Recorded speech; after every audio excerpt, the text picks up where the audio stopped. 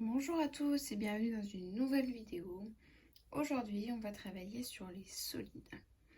Donc, dans un premier temps, je vous demandais de faire ce petit rappel-là. On a donc un parallélépipède rectangle ici, qu'on nomme aussi pavé droit, que vous avez vu normalement en 6e. Donc là, on travaille sur le vocabulaire des solides. Donc on vous demande le segment AB.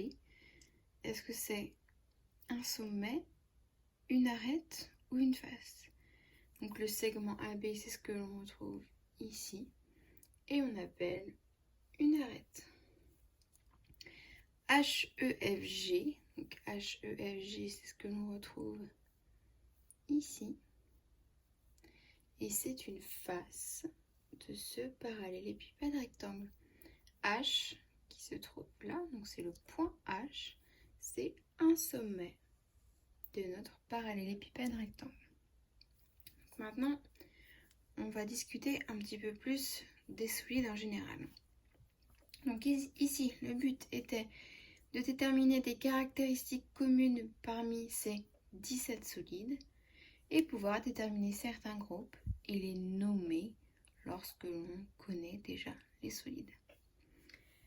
Donc, pour le premier, on peut l'associer au 4e, mais aussi au 10, au 11, au 12, au 14, 15 et 17. Donc tous ceux-là qui sont entourés en rouge, on va les appeler les prismes. Donc un prisme, ceci, on peut voir comme caractéristique qu'ils ont des bases identiques. Donc ce que l'on appelle base, par exemple ici pour le 14, ce solide-là, on peut l'avoir juste ici. D'accord. Les bases, ça va être cette face-là et cette face-ci. Les autres, on va les appeler les faces latérales. Donc, un prisme a des bases identiques, superposables, et des faces latérales qui sont des rectangles. On peut le vérifier ici. Numéro 10. On a des faces, donc ici on a des triangles, et nos faces latérales sont des rectangles.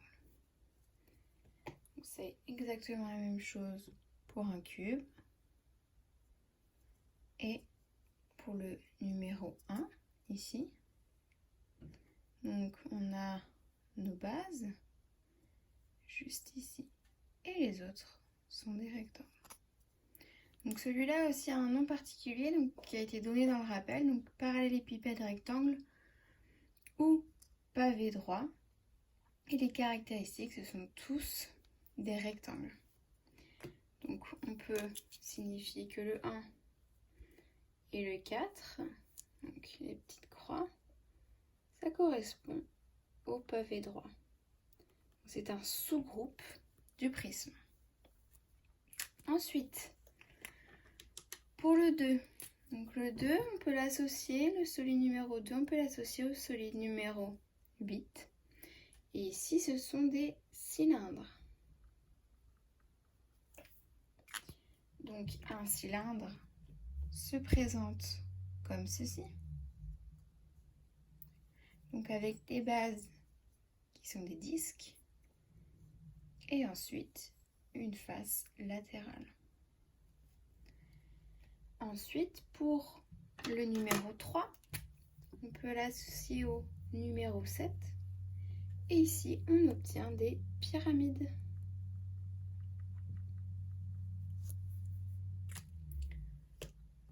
Pour le numéro 5, il est tout seul. On obtient un cône. Donc un cône, c'est comme un cône de glace. Donc vous avez une base sous forme de disque et la face latérale qui rejoint un sommet. Ensuite, on a le 6 et le 9. Donc ici, ce sont des sphères ou demi-sphère. Donc on va le noter dans le groupe des sphères. Et donc c'est un ensemble de points de l'espace. Donc la distance O, donc c'est le milieu de notre sphère, est égale à tous les points qui sont sur la surface de notre sphère. Les numéros 13 et les numéros 16, donc ce sont des solides quelconques ou polyèdres qui n'ont aucun groupe spécifique parmi les solides.